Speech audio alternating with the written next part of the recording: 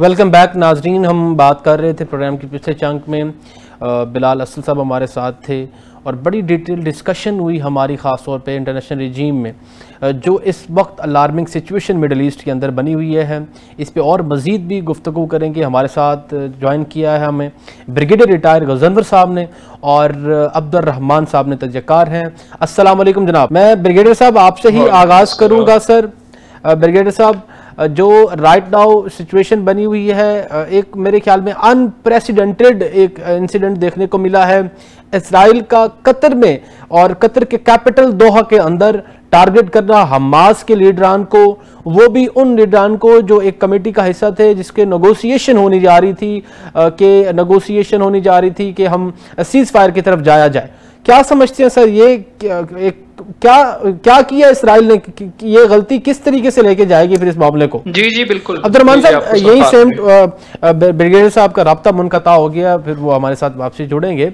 यही सवाल आपसे है कि जो मिडल ईस्ट में हो रहा है इस वक्त कतर में, जो कैपिटल दोहा के अंदर जिस किस्म का टारगेट किया गया है, क्या जो है वो आपका इस पे तज्जिया है जनाब? देखिए, ये एक सोची समझी प्लानिंग के तहत ये हमला किया गया है और इस हमले ने बहुत सारी चीजों को वाज़ेह कर दिया है।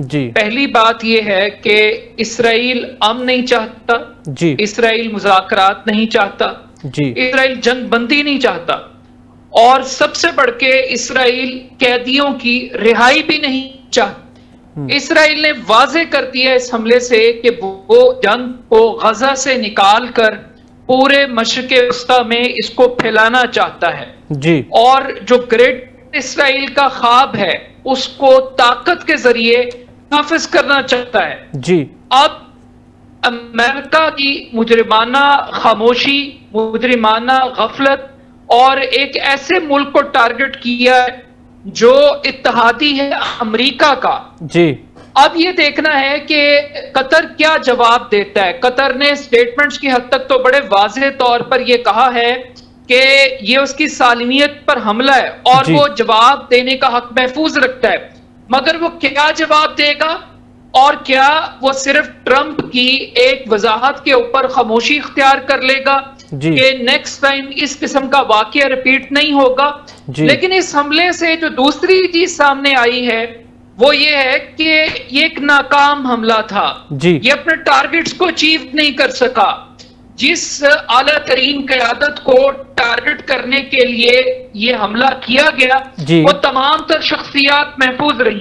खलील हैया के बेटे जरूर शहीद हुए, इसमें 5 दीगर कीमती जाने वो जाया हुई, मगर ये हर लिहाज से एक नाकाम और एक फ्लॉप शो था। हम ये बात भी जानते हैं कि इससे पहले ये कतर के ऊपर को पहला हमला नहीं है। जी, हमने देखा था कि ईरान ने अमरीकी बेसिस को टारगेट किया था कतर में, और उस वक्त भी कतर वो एक बैटलफील्ड बन गया था। जी, एक तवील अरसे से कतर सफारती डिप्लोमेटिक सपोर्ट फराहम कर रहा है अमेरिका को, यूरोप को। वो तो अब्दुर्रहमान साहब, क्योंकि वो एक बेस थी, अमेरिकन बेस थी, वो रिटेलिएशन थी ईरान की जानिब से। लेकिन अब तो जैसे आपने फरमाया कि एक सालमियत पे और जो है वो एक सॉवरन कंट्री के अंदर विदाउट एनी जो है वो किसी कॉन्सेंट या किसी बताए बगैर जब वो किसी चीज पे ऐसे टारगेट करेगा तो एक अलार्मिंग सिचुएशन है मिडिल ईस्ट के लिए। मैं इसी पे ही ब्रिगेडियर साहब से सवाल कर लेता हूं। ब्रिगेडियर साहब, सर, इस तरीके से तो इसराइल जो है वो फिर तमाम मुस्लिम उम्मा की जो कंट्रीज हैं उनके लिए अलार्मिंग बनता जाएगा।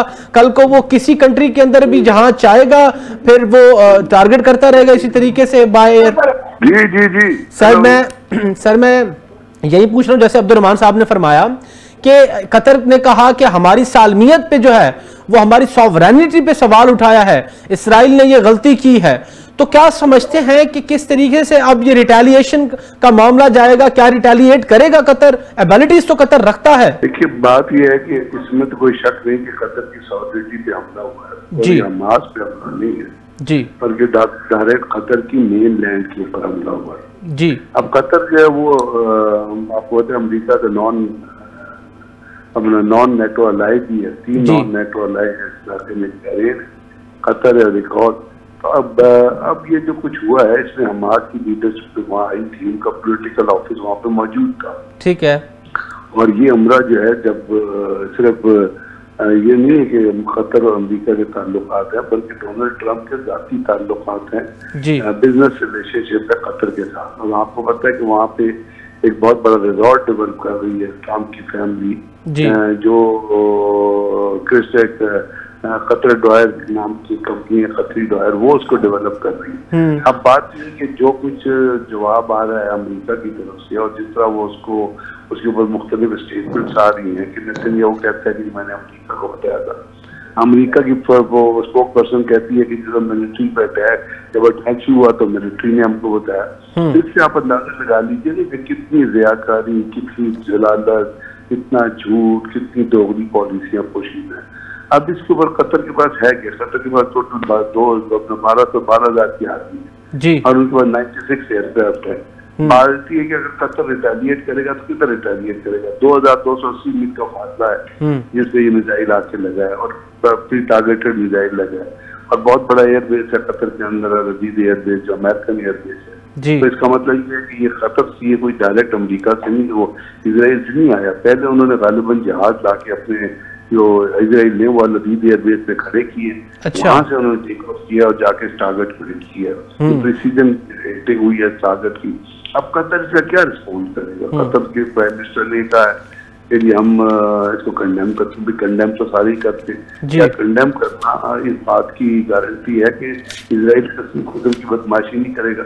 असल में जिस वक्त तमाम अरब ममालिक नहीं मिलके इस चीज को रिटेलिएट करेंगे, वो तो सो रहे हैं। हमने तो मतलब छोड़ दिया गजा को मरने के लिए, जहाँ पे आपके 1,20,000 के करीब फलस्तीनियन जो शहीद हो चुके हैं और किसी को परवाह नहीं। हम सब आंखें बंद करके बैठे हुए हैं, तालियां बजा रहे हैं कि इजराइल वहाँ पे जेनोसाइड शुरू करे। अभी आप आज की न्यूयॉर्क टाइम्स की पोस्ट उठा के पढ़े, उसके ऊपर क्या की हेडिंग है? उन्होंने कहा कि इजराइल ने वार्न कर दिया है गजा के रहने वालों को कि we are undertaking full scale offensive, तो जितने लोग रह रहे हैं वहाँ पे दे शुड लीव। ठीक है। अब इसकी एक तरफ ये है, उधर से आप वहाँ पे लोगों को निकाल रहे हैं और उसके साथ साथ डोनाल्ड ट्रम्प ने क्या कहा था कि मैं यहाँ पे रिजॉर्ट बनाऊंगा, इसको डेवलप करूंगा, यहाँ पे हम अपना बिजनेस करेंगे और यहाँ टूरिज्म करेंगे। तो इससे क्या पूरा आपको प्लान समझ नहीं आया कि पूरे का पूरा? अभी मैंने बाहर आई बात की तरफ पॉइंट आउट किया था कि गाजा की जो जंग हो रही है उस पर जो इतने ये अरब कंट्रीज हैं ये चुप बैठे हुए हैं, मिडल ईस्टर्न कंट्रीज चुप बैठे हुए हैं, ये आग एक दिन इनके घर के अंदर आके लगेगी। जी बिल्कुल। अभी इसने तमाम अलाइज के अंदर जाना है। कतर क्या कर रहा था? कतर तो बड़ा पीसफुल काम कर रहा था।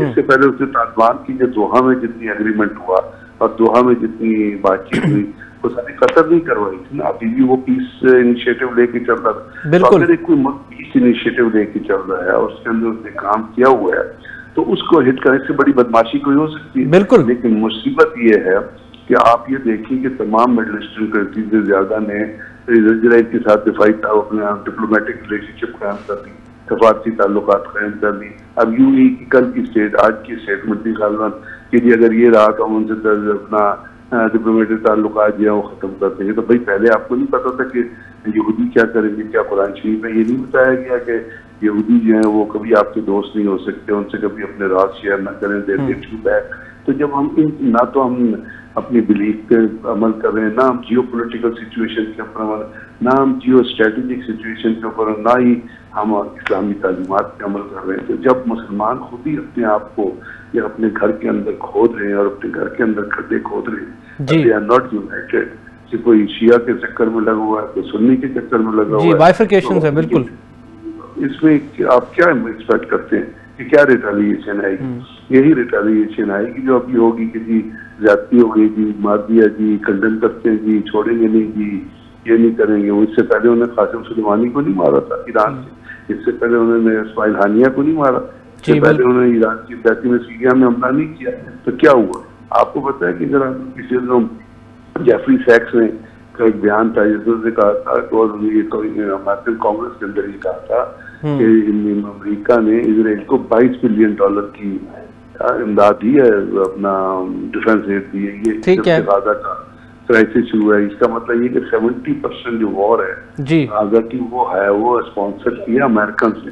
ठीक है ब्रिगेडियर साहब, मैं आपकी तरफ फिर आता हूं। अब्दुर्रहमान साहब हमारे साथ हैं। अब्दुर्रहमान साहब, अच्छा इसमें मुझे जैसे ब्रिगेडियर साहब फरमा रहे हैं कि जो एयर बेस हैं वहां पे बेसिस है अमेरिकन बेसिस कतर के अंदर, उनका इस्तेमाल करके जो है वो अटैक साजिश से किया गया है और इस चीज की अवेयरनेस तो कतर को होगी ही होगी। तो आप क्या समझते हैं कि गल्फ कंट्रीज का जो अब एक अच्छा एक कुर्बत थी यूएसए के साथ, और आज फिर वाशिंगटन से जो ट्रंप साहब फरमाते हैं कि कतर पर हमले का फैसला जो है वो मेरा नहीं नेतन्याहू का था, इससे क्या फिर समझा जाए? फिर गल्फ कंट्रीज क्या ऐसी उम्मीद रखेंगी इस दोस्ताना ताल्लुक की? सर देखिए जी, ये तो एक मुनासिबाना स्टेटमेंट है ट्रंप की जानिब से, और वो जो कहते हैं ना गोंगलों से मट्टी झाड़ना जी, ये उनका जो उज़र है ये काबिल कबूल नहीं है, ये जस्टिफिकेशन काबिल कबूल नहीं है जी। ये अमेरिका पार्टनर इन क्राइम है। अगर ट्रंप की हम इस स्टेटमेंट को सही मान लें और वे कहते हैं कि वो नाखुश हैं इस हमले से, तो सवाल ये है कि ट्रंप ने एक्शन क्या लिया इसराइल के खिलाफ जी। जिस दिन इसराइल के खिलाफ अमेरिका कोई सॉलिड ठोस एक्शन लेगा तो उस दिन हम समझेंगे कि वाकई ही इस हमले के अंदर या इस पूरी स्ट्रैटेजी के अंदर अमेरिका इन्वॉल्व नहीं था। अमेरिका ने ही इसराइल को लाइसेंस टू किल दिया है, अमेरिका ने ही इसराइल को लाइसेंस टू अटैक दिया है कि वो जब चाहें, जहां चाहें, जिस तरह चाहें, जिसको चाहें वो मार सकते हैं। कोई इंटरनेशनल कम्युनिटी, कोई इंटरनेशनल लॉ वो इसराइल को रोकने से कासिर है, उसके रास्ते में रुकावट नहीं डाल सका। लेकिन जहां तक अरब ममालिक की बात है, ये मुस्लिम वर्ल्ड का एक अलमिया है कि आज तक एक जेन्युइन लीडरशिप नहीं मिल सकी। जितनी अरब लीडरशिप है ये सारी की सारी प्रो अमेरिका है।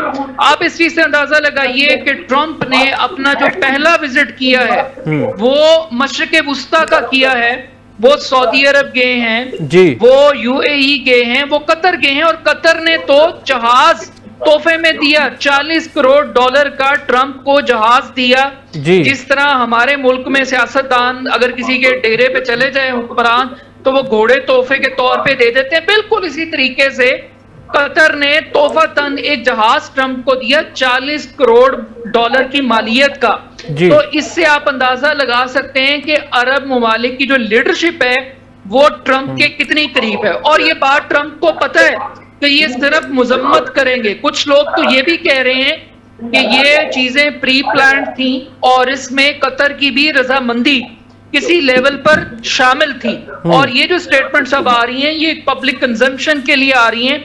मगर आपने मीडिएटर के ऊपर अटैक किया, अब क्या हमास ट्रस्ट करेगी कतर को? क्या हमास की लीडरशिप वहां पर रहेगी? और ये जब आप मीडिएटर के ऊपर अटैक करते हैं तो फिर आप पूरे प्रोसेस को डिरेल करते हैं। मगर इसका दूसरा एंगल भी है जी, एक डेस्परेशन है, फ्रस्ट्रेशन है। आप ग्रेटर इसराइल का झंडा लेके निकले पूरी दुनिया में, आपके मुकाबले में दुनिया आपकी इन हरकतों की वजह से मजबूर है। अक़वाम मुत्तहिदा का जो अब इजलास होने जा रहा है उसमें यूरोपीय ममालिक वो फलस्तीन को तस्लीम करने का ऐलान करने के लिए जा रहे हैं। अभी आप फुटेला को देखिए कि 44 से जायद ममालिक, 75 से जायद कश्तियां और सैकड़ों अपराध जिसमें 95% नॉन मुस्लिम है जी, वो गजा का मुहासरा तोड़ने के लिए वो गजा की तरफ बढ़ रहे हैं। और ये एक बहुत बड़ा रेवोल्यूशन है जिसमें ह्यूमैनिटी की बेस पर रंग, नस्ल और मजहब की कैद से आजाद होकर लोग इसराइल के खिलाफ निकल रहे हैं। तो ये पूरी दुनिया के अंदर अपराइजिंग है, और इस अपराइजिंग को ना मुस्लिम लीडरशिप रोक सकती है। एक बात ब्रिगेडियर साहब ने बहुत जबरदस्त कही, और वो ये है कि ये जो गलत फहमी है कि ये सिर्फ जंग गजा तक रहेगी, ये जंग आज कतर पहुंची है, कल ये सऊदी अरब भी जा सकती है, परसों ये तुर्की जा सकती है। ये जो गलतफहमी हमें लग रही है कि शायद ये मामला सिर्फ गजा की हद तक महदूद है, ये गजा की हद तक नहीं है। ये ग्रेटर इसराइल एक पूरा एक कॉन्सेप्ट है और उसकी बाकायदा हुदूद और क़यूद डिफाइन है जी। ये दजला से फराक तक की जो सोच है, इस सोच के आगे बंद बांधना पड़ेगा। मगर दूसरी तरफ आप ये देखिए कि इस वक्त इसराइल के अंदर भी नेतन्याहू को एक बहुत बड़ी रेजिस्टेंस का सामना है। लाखों लोग इसराइल में सड़कों पर हैं और वो नेतन्याहू की अकाउंटेबिलिटी की बात कर रहे हैं। नेतन्याहू को पता है कि अगर ये जंग खत्म हो गई तो उसी दिन उसका पॉलिटिकल करियर, उसकी अपनी जिंदगी, जिस दिन भी जंगी जराइम के हवाले से ट्रायल हुआ तो ये शख्स बच नहीं सकेगा। मगर इसराइल एक नजरिए का नाम है, एक सोच है, और उसके मुकाबले में भी ये गलत फहमी दूर कर लेनी चाहिए कि हमास किसी इंडिविजुअल का नाम है, किसी शख्स का नाम है। आप इस्माइल हानिया को देख लीजिए, बिल्कुल ये हमास को देख लीजिए। बिल्कुल हमास की पॉलिटिकल प्रेजेंस के हवाले से मैं ब्रिगेडियर साहब से ही पूछ लेता हूं सर, जो अभी ये टारगेट किया है इसराइल ने, क्या समझते हैं ब्रिगेडियर साहब, क्या जो हमास की जो पॉलिटिकल प्रेजेंस है क्या उसको कमजोर करेगी या मजीद जो है उसके नैरेटिव को स्ट्रेंथ करेगी? कि आपको ये समझने की हमें जरूरत है जी सर कि दुनिया में एक नया इनिशिएटिव, एक न्यू जिसको आप कहते हैं न्यू स्ट्रेटेजिक पैराडाइम, एक नई पॉलिसी, एक नया ऑफेंसिव स्टाइल शिफ्ट हो गया जी। अब हम जो कुछ बात मर्जी करें, असल में होना वो है जो अमरीका के साथ जो दूसरा नाजायज बच्चा है इजराइल और जो नेतन्याहू जैसे दहशतगर्द हैं वो चाहते हैं। अब उसके अंदर ये एक नया पैराडाइम जो है, इसके अंदर पीस जब भी शुरू हुआ, जैसे आपको याद है पाकिस्तान के अंदर जब तालिबान से मुज़ाकरात शुरू हुए थे जी, तो उन्होंने उठा के ईरान में वो मंसूर वो था तालिबान का लीडर, उसको मार दिया, तो वो मुज़ाकरात रुक गए। अब ये भी यहाँ पे जो हमास की लीडरशिप थी वो बुनियादी तौर पे अमन के मुज़ाकरात के लिए बैठी थी और अमेरिका का तो मकसद है कि अमन के मुज़ाकरात को सेबोटाज करे, वो हो गया। अब यही चीजें आपको होती नजर आ रही। एक नई जो चीज नजर आ रही है वो ये है कि अगर आपको किसी भी मुल्क के अंदर आपके मुल्क के मुखालिफ लोग बैठे हों तो उनको मिसाइल मार दो तो दुनिया में कोई चेक नहीं करता, इसलिए कि यूनाइटेड नेशंस का रोल खत्म हो गया और कोई ऐसी बॉडी आपको दुनिया में नजर नहीं आती जो किसी भी तरीके से किसी पीस इनिशिएटिव के लिए काम करे या इजराइल जैसी बदमाशी को कंट्रोल करे। हालांकि आपको पता है कि इंटरनेशनल कोर्ट ऑफ जस्टिस ने तो नेतन्याहू को डिक्लेयर किया हुआ है, वो तो एब्सकॉन्डर है, बिल्कुल एब्सकॉन्डर है सर, बिल्कुल। उसके साथ वो खुद कहता है कि जी मैंने ट्रंप को रिंग करके बताया था, तो ट्रंप भी एक तरह से मुजरिम है, उसको अपना सजा हुई है अमेरिकन अदालत में, लेकिन उन्होंने उसको इस्तना इसलिए दिया हुआ है कि वो इलेक्ट हो गया। तो जब दो मुजरिम टॉप ऑफ द वर्ल्ड बैठे हुए हैं तो उन्होंने करना क्या है। और दूसरी बात यह है कि इससे तो ये चीज साबित हो गई ना कि पूरे मिडिल ईस्ट ने अपनी सिक्योरिटी बास्केट जो है वो अमेरिका के हवाले की। इसका मतलब आज अमेरिका ने ये साबित कर दिया पूरी दुनिया को कि America not a reliable partner. अगर अमेरिका रिलायबल पार्टनर नहीं है तो दुनिया में कौन सी और दो ताकतें हैं जो एक तरह से, या कौन सी ऐसी ऑर्गेनाइजेशन है जो ऊपर उखड़ रही है। कि उन्होंने इस्माइल हानिया को या इनको जो हमास की लीडरशिप को टारगेट किया है, लेकिन इससे दुनिया के अंदर एक चीज जो जन्म देगी वो ये है कि ये अमेरिका का एक बहुत सीरियस डाउनफॉल आने वाले दिनों में शुरू होगा और अमेरिका किसी भी मुल्क के साथ अपनी कमिटमेंट को मेंटेन नहीं रख सकेगा और कोई मुल्क उसी कमिटमेंट से इत्फाक नहीं करेगा। अब ये चीजें इसी तरह होनी है। इसके खिलाफ अगर आप एक कॉमन एंटाइटी के तौर पे मुस्लिम ब्लॉक खड़ा नहीं होगा तो मैं आपसे अर्ज कर रहा हूँ ये शिफ्ट होगा दूसरे मुसलमान ममालिक में जो इसराइल की रेंज के अंदर है। अगर वो 26,260 किलोमीटर पे ये आके चीज को हिट कर सकता है ईरान को, बिल्कुल बाकी इजिप्ट का कितना डिस्टेंस है, जॉर्डन, लेबनान, बिल्कुल सर, बाकी दूसरे। तो ये चीजें जो है ये सिर्फ ये कह देने से ठीक है, स्टेटमेंट से किसी जज्बातियत से नहीं हल होनी। कंडेमनेशन है, बिल्कुल इस मजम्मत कर लेना इसका हल नहीं है। ब्रिगेडियर साहब आपका पॉइंट ऑफ व्यू आ गया है, बहुत शुक्रिया आपका सर। प्रोग्राम का वक्त खत्म होने को अब्दुर्रहमान साहब आपका बहुत शुक्रिया। नाजरीन, इससे हमें तो ये वाज़ेह होती है चीज़ के मुस्लिम उम्मा को इस चीज़ पे सोचना होगा क्योंकि जिस तरीके से जेनोसाइड और जिस तरीके से रेडिकलाइजेशन इजराइल चाह रहा है वो जो है वो बहुत ख़तरनाक हद तक जा सकती है। क्योंकि जैसे ब्रिगेडियर साहब फरमा रहे थे हमें एक ब्लॉक बनाना होगा, जैसे अब देखें साउथ एशिया के अंदर ब्रिक्स के नाम पे एक ब्लॉक बनाया गया है, तो हमें एक एंटी इजराइल और एंटी यूएस से हमें एक ब्लॉक की तरफ जाना होगा। नाजरीन, प्रोग्राम का वक्त आज खत्म होने को, इंशाल्लाह नई एक टॉप स्टोरीज के साथ कल आपसे फिर मुलाकात होगी। अपने मेजबान उमर शरीफ लिगारी को इजाजत दीजिए। अल्लाह निगहबान, पाकिस्तान जिंदाबाद।